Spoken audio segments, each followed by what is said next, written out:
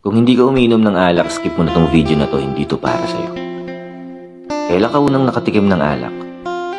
Ako, kung di ako nagkakamali, 3rd year high school ako noon. Patapos na yung school year, half day lang yung pasok.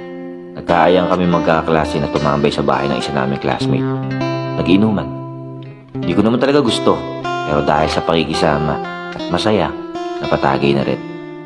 Kasi nakagraduate ng high school, naging tambay, sumali sa mga clan. Siyempre, pag may clan, may EB.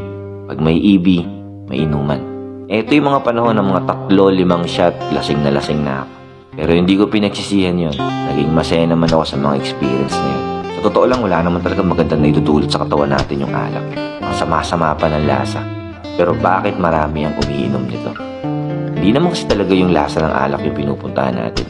Ang pinupuntahan natin, yung pakikisama, yung masasayang pagkakaibigan. Minsan dahil sa alak, maraming pagkakaibigan ng mga nabuo.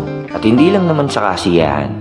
Minsan kapag ka malungkot ka at gusto mo ng karamay, pwedeng idaan sa mabuting usapan. Oo, hindi malulutas ang problema, pero nababawasan yung bigat na dinadala. Minsan nagtataka din ako bakit may mga taong umiinom mag-isa, especially mga lalaki.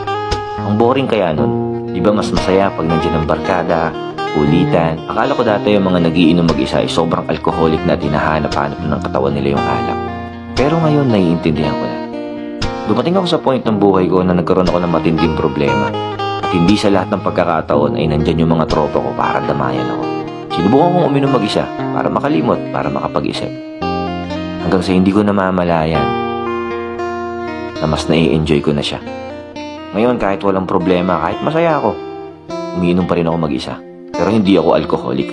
Kung dati mas trip ko yung inuman na maraming kasama at nagtatawanan, ngayon mas nai-enjoy ko na mag-isa. Mas nakakapag-isip ka. Mas nare-realize mo kung ano yung mga pwede mong gawin. Mas payapa. Ngayon, naiintindihan ko na. Hindi naman pala talaga malungkot mag-isa. Hindi lang tayo sanay.